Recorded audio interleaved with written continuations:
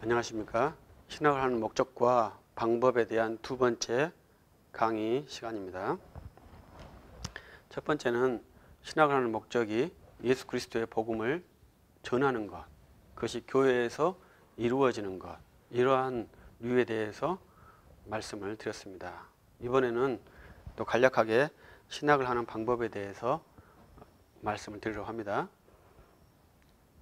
제가 여러분들과 함께 말씀드린 것은 한국 사람이라는 것을 강조를 많이 하고 있습니다. 그것은 복음을 듣고 복음을 전하는 것을 한국어로 한다는 것입니다. 그래서 저는 목사이고 신학을 공부하는 학생으로서 함께 진행을 할 때 무엇을 어떻게 해야 될지 많은 고민을 했습니다. 그리고 최근에 얻어진 결론이 발생했기 때문에 또 이렇게 과감하게 동영상으로 제작해서 여러분과 함께 공유하려고 합니다. 그것은 신학에서 국어 공부가 매우 중요하다는 것을 인식했습니다. 그래서 이 국어 공부가 신학에서 필수적이라는 것을 여러분들에게 말씀드리고 싶습니다. 이것은 우리 고등학교, 중등학교의 학제에서도 동일한 생각을 하게 되었어요. 그래서 중학교, 고등학교 과정의 학과목에서 가장 중요한 과목은 국어 공부라고 생각이 듭니다. 우리가 보통 국영수라고 세 개를 말하는데 영어도 언어로서 국어적인 성격이 있죠. 그래서 이 언어와 수리 영역으로 나뉠 수가 있는 것이죠. 그래서 우리는 이 언어적인 부분을 다루는 그런 언어 사고가 매우 중요하기 때문에 이 국어라는 이 학교 체제 교과목이 매우 중요한 것이죠. 그래서 이 신학에서 국어가 매우 중요하다고 반복하고 목회에서도 국어가 매우 중요하다고 말씀을 드리고 싶습니다. 그렇다면 우리가 통상적으로 신학을 하려면 헬라어, 히브리어, 고전어 이러한 것들을 잘 해야 한다고 하는 경향들이 많이 있습니다. 그 말씀은 아주 좋은 말씀이시고 지당한 말씀이죠. 그런데 국어 실력이 없다면 헬라어, 히브리어, 고전어가 무슨 표현이 있겠습니까? 무슨 필요가 있겠습니까? 그 모든 고전어의 이전의 중요성이 바로 국어 실력입니다. 국어 실력이 있어야만 다른 외국어, 고전어를 할 수 있는 것이죠. 국어라는 것이 전제가 되어 있는데 이 전제에 대해서 말하지 않기 때문에 저 같은 목사가 국어라는 이 전제에 대해서 신학에서 굉장히 중요하다. 이것을 말씀을 드리고 있습니다. 이렇게 제가 말씀을 드리는 것은 이 국어라는 것이 단순한 문법이 아니고 국어에는 말하기, 듣기, 읽기, 쓰기 이 4대 영역으로 국어 체제를 지금 진행하고 있는 것입니다. 그래서 이 말하기, 듣기, 읽기, 쓰기 이 4개의 체계를 완수할 수 있다면 이제 그것은 완벽한 지성인이라고 보겠죠. 언어적 구사 능력과 언어 수용 능력, 표현 능력이 완전한 것이죠. 말로서 언어를 표현할 수 있고 글로서 언어를 표현할 수 있고 또 들어서 언어를 잘 이해할 수 있고 읽어서 언어를 잘 이해할 수 있다면 완전한 지성인인 것이죠. 그런데 이러한 지성인이 많지 않다는 것이죠. 이것을 시도하는 사람도 많지 않다는 것입니다. 저는 이 텔레비전을 보면서 특이한 것은 난독증이라는 것을 가끔 듣습니다. 난독증도 중요한 병 중에 하나더라고요. 난독증이 일반인에게만 있는 것이 아니고 학자에게도 있다는 것입니다. 어떤 분이 그렇게 페이스북에 난독증이 있다, 난독증이 발생했다 이렇게 읽기에 어려움이 있는 것입니다. 그것은 병적인 것이지만 일상적으로 읽기가 매우 어려운 과정이죠. 그래서 책을 읽는다는 것이 아주 어려운 일입니다. 그런데 우리는 책을 읽는 것을 너무 쉽게 생각하는 경향이 있는 것 같아요. 또 말하는 것도 쉽게 생각하는 것 같아요.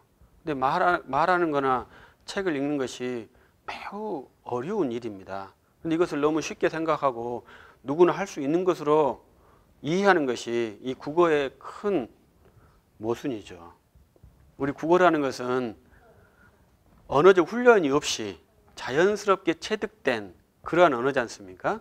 그렇기 때문에 내 몸에 아무런 어려움이 없어요. 듣고 생활하는데 어려움이 없는 언어가 국어고 모국어라고 할 수 있습니다. 그런데 우리 언어를 외국 사람이 공부할 때는 굉장히 어렵고요. 세계적으로 가장 어려운 언어라고도 하는 것이 우리 대한민국 한국어지 않습니까? 그런데 우리가 한국어를 사용하는 자유자재로 사용하는 그런 사람이기 때문에 한국어가 쉽고 영어를 해야 되고 고전을 해야 한다면 이미 말하기, 읽기에 실패를 한 것입니다. 우리는 말을 해야 되고 성경책을 읽어야 되는 그러한 신학도들이죠. 그럼 이 신학도들이 해야 할 일은 바로 이 책을 읽어내야 하고 그것을 표현할 수 있고 또 마지막으로는 써야 하고, 그래서 이러한 것이 잘 이루어진다면 이제 좋은 신학도라고 말할 수 있겠습니다. 근데 우리가 신학도인데 헬라어로 책을 쓸 것도 아니고 히브리어로 책을 쓸 것도 아니고 영어로 책을 쓸 것도 아니고 책을 써도 한국말로 써야 되는데 이 한국말 실력이 한국 사람들 중에서 상당히 저조하다는 것이 제 분석입니다. 제가 한국말을 좀 공부를 해봤어요. 근데 굉장히 어렵더라고요. 근데 과학적이고 체계적이라는 말은 합니다. 왜냐하면 우리 한국말은 기원을 알 수 있는 유일한 언어지요. 세계에서 만든 자, 창제자를 알 수 있는 유일한 언어가 한국어이기 때문에 그 창제의 원리를 밝히면 언어의 체계도 알 수 있는 그러한 세계적으로 증명된 그런 아주 우수한 언어가 우리 언어입니다. 그러나 우리는 그것을 과학적으로 배운 사람이 아니고 체득적으로 배운 사람이기 때문에 그 원리에 의해서 말하는 사람이 아니고 그 원리에 의해서 듣고 읽는 사람이 아닙니다. 그렇기 때문에 언어에 함정이 있더라고요. 그렇기 때문에 신학을 하는 사람은 반드시 국어 실력을 향상시키고 훈련시키는 그러한 과정이 필요하더라고요. 그래서 꼭 목사가 되어서도 계속 국어 공부를 해야 하고 언어 공부를 해야 합니다. 히브리어도 해야 되고 헬라어도 해야 되고 중국말도 해야 되고 다 해야 되지만 거기에 모판적인 언어가 국어이기 때문에 같이 항상 병행을 해줘야 좋은 신학을 할 수 있을 것입니다. 저는 이 한국 사람이기 때문에 한국 사람은 한국말을 해야 하거든요. 그런데 우리 한국말은 중국과 일본의 영향을 많이 받았습니다. 그래서 우리 말 표현에는 중국말의 표현과 일본말의 표현이 상당히 많이 들어와 있어요. 그래서 이 말을 사용하면 사용할수록 한국 사람이 그 말을 인식하는데 굉장히 어려움을 느끼는 것이 현재 우리 한국의 상황입니다. 그래서 이호도 교수라는 분은 국어학자인데 우리말 바르게 쓰기라는 책을 쓰셨더라고요. 거기에 그런 내용이 있습니다. 중국말이 있는 표현, 일본말이 있는 표현. 근데 저는 일본말적 표현이 우리 한국 언어에 아주 중요한 충격을, 저해를 준다고 생각을 합니다. 그 중에 이제 대표적인 언어가 생각되어졌습니다. 이러한 수동태형이 일본식 표현 중에 하나인데요. 이러한 표현이 설교 시간에 또 우리가 글을 쓰는 것에 너무나 자주 등장하고 있습니다. 그래서 우리 한국말은 이 수동태적 표현보다 능동태로 표현하는 것이 많거든요. 그렇기 때문에 거의 모든 표현을 능동태로 해줘야 듣는 사람이나 읽는 사람이 빨리빨리 이렇게 인식하게 되는 구조입니다. 그렇기 때문에 그것을 잘 알고 우리가 말할 때나 쓸 때는 이게 수동적인 표현을 다 제거시켜버리고 능동적인 표현을 써주는 것이 좋죠. 그런데 수동적인 표현을 우리가 설교할 때 이렇게 생각되어집니다. 이러한 표현은 국어적으로는 위험하죠. 그러나 우리가 믿음이라는 것이 수동적으로 되어졌기 때문에 우리가 믿어졌습니다. 이런 것이 진리이기 때문에 그런 것이 다 모든 언어에 들어가 가지고 생각되어집니다. 이러한 되어집니다. 이러한 표현은 신학적으로도 맞지 않고요. 또 국어적으로도 맞지 않는 표현입니다. 근데 우리가 수동태와 능동태를 잘 구분할 수 있는 훈련도 국어 훈련의 하나가 되는 것이죠. 근데 그런 다음에 이제 우리가 이제 좋은 신학을 할 수 있는 그러한 요건이 되는 것이죠. 그렇기 때문에 저는 신학을 하는 사람에게 첫 번째 필요한 요소, 그 신학하는 사람뿐만 아니라 우리 한국 지성인에게 요구하는 첫 번째 요소가 국어 공부라고 생각을 합니다. 그래서 우리가 성경을 읽을 때도 국어 공부가 돼야 되죠. 국어 공부가 없이는 성경도 읽기가 매우 어려운 것이죠. 성경이 장절이 구분되어 있는데 이 장절은 본래적으로 구분된 게 아니잖아요. 그걸 읽는 성경학자가 우리에게 유익을 주기 위해서 장절을 구분한 것이죠. 우리는 이 장절에 저는 함정이라고 표현하는데 이 함정에 빠져가지고 이 장절로만 성경을 인식하려고 하는 그러한 이상한 구조를 갖게 되어버렸잖아요. 그것은 유익이 우리에게 준 해악이죠. 유익은 유익한 것만 받으면 되는 건데 그 유익에서 해악을 함께 받아가지고 성경을 모세가 창세기 1장 1절, 1장 2절 이렇게 쓰지는 않았잖아요. 바울 사도도 에베소서를 쓸 때 1장 1절, 2장 1절 이렇게 쓰지 않았습니다. 그냥 편지처럼 한 뭉텅이로 딱 써서 보낸 것입니다. 그럼 우리도 장절로도 공부할 수 있지만 다른 방법으로는 한 뭉텅이로 딱 받을 수도 있는 것입니다. 한 뭉텅이로 받아가지고 내가 필요한 장절로 다시 내가 나눌 수도 있는 것이죠. 장절에는 정경적인 권위가 없거든요. 그렇기 때문에 우리가 이 장절도 내가 다시 이 사람은 2절을 이렇게 했는데 여기는 1절로 보고 이렇게 다시 구분할 수 있는 것입니다. 이런 것이 많은 학자들이 공부한 이 단락 나누기를 한 것이죠. 많은 주경학자들이 단락을 다 나눠놨잖아요. 그런데 연구한 학자들마다 공통점이 뭡니까? 단락이 다 다르다는 겁니다. 그것은 독자마다 성경을 보는 법, 습득하는 방법이 다르다는 것이죠. 그런데 내가 그러한 것에 속박되어 가지고 어떠한 견해를 따를 필요는 없겠죠. 따라도 되겠죠. 그것은 자유의지지 결정된 것이 아니라는 것입니다. 그것을 절대화시키면 또 안 되는 것이죠. 그것은 다 국어 능력에 있습니다. 그래서 우리 대한민국 성경은 세계적으로 잘 번역된 성경 중에 하나죠. 매우 유익하고요. 또 대한민국 성경은 번역할 때 굉장히 좋은 마음으로 번역이 되었다고 생각합니다. 그렇기 때문에 우리가 이 대한민국 성경을 읽어도 성경을 이해하는데 아무런 저해가 없습니다. 또 우리 대한민국은 믿음이 상당히 발달한 나라이기 때문에 많은 국어 번역본이 있지 않습니까? 그렇기 때문에 우리가 국어 번역본을 다 참조하면서 읽었다면 원문의 의미를 찾을 수도 있는 그런 아주 우수한 환경이 있습니다. 그렇기 때문에 저는 죄송합니다. 영어나 뭐 이러한 것도 매우 중요하죠. 헬라어도 매우 중요합니다. 그러나 국어는 필수 불가결한 것이죠. 헬라어 사전을 보면 헬라어는 알 수 있는 것입니다. 히브리어 사전을 보면 히브리어 알 수 있습니다. 이 고어거든요. 고어는 사어입니다. 죽어버린 언어입니다. 언어가 발전을 안 해요. 그러나 우리 국어는요, 살아있는 언어거든요. 항상 발전을 합니다.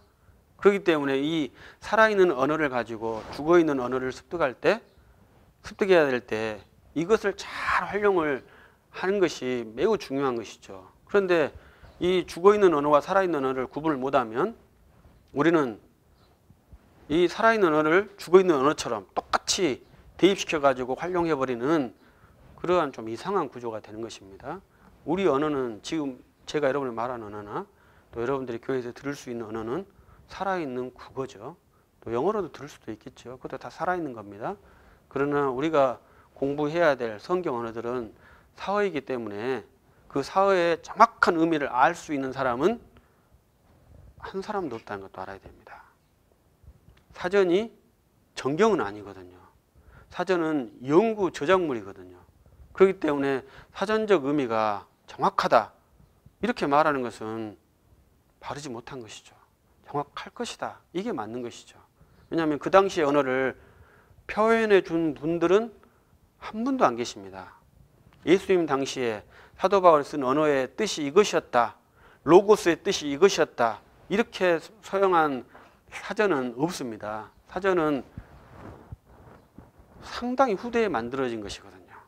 그러면 그 사람들이 어떻게 그 의미를 알았겠습니까? 여러 가지 자료를 첨가해서 알아낸 것이지 그것이 뜻이라고는 말할 수 없는 것이죠. 그래서 정확한 의미를 안다는 것이 불가능한 시대입니다. 그것은 세계 지성이 합의를 한 것입니다.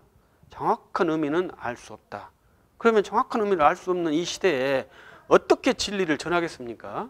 그것은 불가능하다는 것이죠. 근데 우리는 예수 그리스도를 믿기 때문에 성령의 역사로 가능하다. 이렇게 믿는 사람이죠. 이 성령의 역사가 표현될 때 국어 실력으로 표현되기 때문에 이 국어라는 언어가 매우 중요한 것이죠. 그래서 저는 신학을 할 때 이 국어 공부를 해야 한다. 이렇게 여러분들에게 말씀드리고 저도 국어 공부를 하려고 많은 노력을 하고 있습니다. 국어는 아까도 말했듯이 이제 말하기, 듣기, 읽기, 쓰기 이 4대 과제가 문교부에서 학교에 주어진 과제입니다. 이 4개만 하면 완전히 해소된다는 것이죠. 매우 중요한 거 아닙니까? 이 4개의 과제를 우리 목사는 반드시 하는 것이죠. 듣고 말하고 읽고 쓰고. 그런데 목사들이 하지 않는 것 중에 하나가 읽기까지 하는데 쓰기까지는 잘 안 하죠. 그래서 저는 목사가 된 사람들은 반드시 쓰기를 해야 한다고 강조를 하고 싶습니다. 쓰기라는 것은 목회 에세이를 쓸 수도 있고 신학 서술도 쓸 수도 있습니다. 설교문을 쓰는 것은 제가 설교문을 쓸 때는 저는 에세이로 쓰라고 말씀을 드리고 싶습니다. 웅변 형식으로 설교문을 쓰시는 분들이 의외로 많습니다. 일상적인 언어 형식을 그대로 쓰시는 분들이 있는 것이죠. 그것도 매우 중요한 쓰기죠. 그러나 그것은 쓰기가 아니고 말하기라고 봐야 되죠. 구어체를 그대로 사용했기 때문에 말하기죠. 쓰기라는 것은 반드시 문어체로 써야 되는 것이죠. 그래서 우리가 쓴다는 것은 문어체적 능력이 필요하기 때문에 구어체로 쓰는 것은 구어체이기 때문에 쓰기가 아닙니다. 그것은 말하기죠. 근데 우리는 쓰기를 할 때는 문어체를 잘 활용해 가지고 신학이든지 에세이든지 시든지 다양한 문형을 쓸 수 있는 능력을 함양해야죠. 그렇기 때문에 목사든지 좋은 그리스도인은 반드시 자기 의사 표현을 할 때 말로 표현하는 훈련이 아니라 써서 표현하는 훈련이 매우 지성의 중요한 요소가 되는 것이죠. 그래서 전번에 말했듯이 신학은 법적인 요소이기 때문에 법은 말이 아니지 않습니까? 법은 반드시 조항, 문서죠. 그래서 반드시 쓰기를 할 수 있어야만이 법을 할 수가 있는 것이죠. 아무리 말을 잘해도 쓸 수 없으면 의미가 없습니다. 그래서 우리가 신학에서는 반드시 자기 생각하는 것을 표현할 수 있는 쓰기 훈련이 필요한 것이죠. 저도 여러분들과 함께 이렇게 동영상으로 하고 있는데요. 동영상은 말하기지 않습니까? 이 말하기하고 쓰기는 너무너무 달라요. 쓰기라는 것은 규정적인 폼이 있어야 하고 말하는 것은 생각난 대로 말을 하면 되는 것이죠. 그렇기 때문에 말하기는 쉽죠. 그래서 제가 이렇게 말하기를 시도합니다. 왜냐하면 쓰는 것이 더 어렵거든요. 그래서 말하는 것은 우리가 현재 이 매체가 발달해서 말하는 것도 이렇게 저장을 해놓고 들을 수 있고, 그렇기 때문에 이 동영상이라는 매체를 활용하는 것이죠. 근데 옛날에는 이 동영상 매체가 없었지 않습니까? 다 써야 됐잖아요. 이 쓰기를 통해서 진리를 전달하는 방식을 썼지 않습니까? 지금은 이제 우리가 동영상이라는 기법이 발생해 가지고 이 동영상으로도 진리를 전달할 수 있게 되었는데, 가장 근본적인 것은 문자죠. 기독교는 문자 종교입니다. 그래서 저는 쓰기, 읽기, 이 문자가 굉장히 중요하다고 강조합니다. 그래서 기독교인들은 책을 많이 사야죠. 또 책을 많이 봐야 되죠. 그래서 문자기 때문에 그렇습니다. 그리스도인의 좋은 덕목 중에 하나는요, 문자를 사랑하는 거죠. 왜냐하면 우리는 그 문자로서 복음을 익히고 또 문자로서 복음을 후대에 전수해야 될 그런 사명이 있기 때문에 문자가 매우 중요한 것이죠. 한국 사람의 문자는 한글이죠. 그렇기 때문에 한국 사람은 한글을 매우 잘 알아야 합니다. 한국말만 잘하면 신학에는 아무런 문제가 없고 복음을 전하는데도 아무런 문제가 없습니다. 한국말만 잘하면 미국 가서도 복음을 전할 수 있죠. 왜냐하면 통역이 있으면 되니까요. 내가 복음을 모르면 아무리 영어를 잘한다는들 어떻게 복음을 전하겠습니까? 복음을 전할 방법이 없는 것이죠. 내가 복음을 알고 영어를 모른다. 그러면 복음을 전할 수가 있죠. 통역의 도움을 받아서.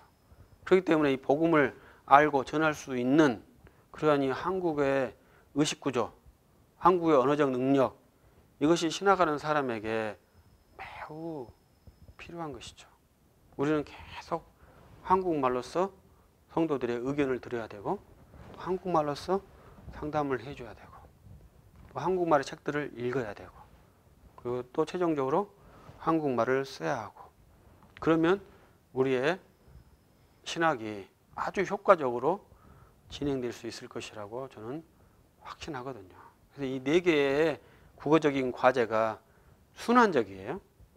잘 쓰는 것은 결국은 쓰는 것에 의해서 말하는 것도 훈련이 되는 것이죠. 그래서 우리가 중요한 연설은 문어체로 연설을 합니다. 구어체로 하지 않습니다. 그러나 우리가 자연스러운 말은 구어체로 하지만 중요한 연설문들은 문어체로 연설을 합니다. 그것도 잘 알아야 되죠. 그럼 잘 쓰면은 아주 중요한 문장을 연설할 수 있게 되는 것이죠. 그런 능력까지도 국어 능력이 있기 때문에 이러한 능력을 목사는 함양을 해야 되는 것이죠. 제가 이 목사 15년 차 지나가면서 목사가 정말 어렵다는 생각을 많이 합니다.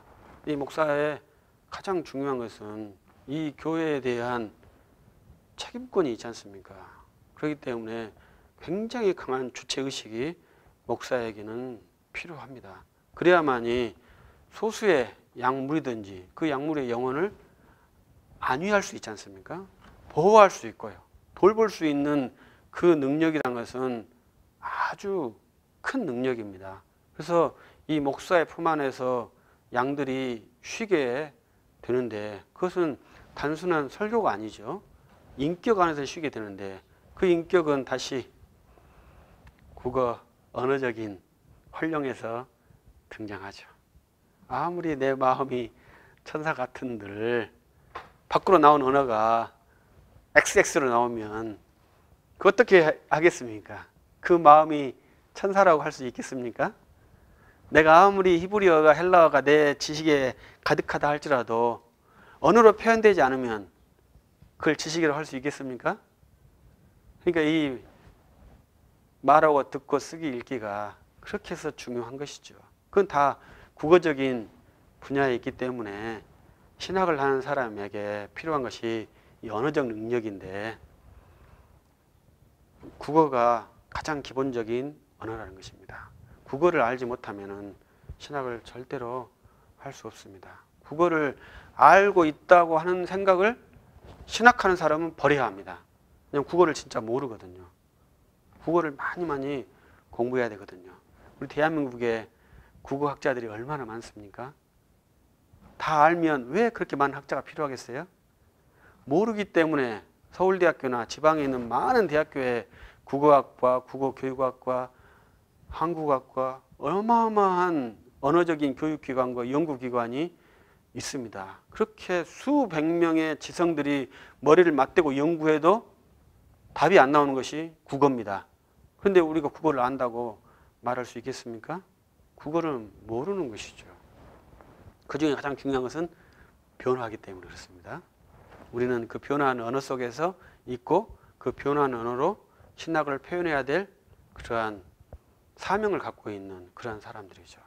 그렇기 때문에 신학을 하는 신학도는 반드시 언어적 능력이 필요한데 그 언어 능력은 국어가 필수적이다. 국어 능력을 반드시 익혀야 한다.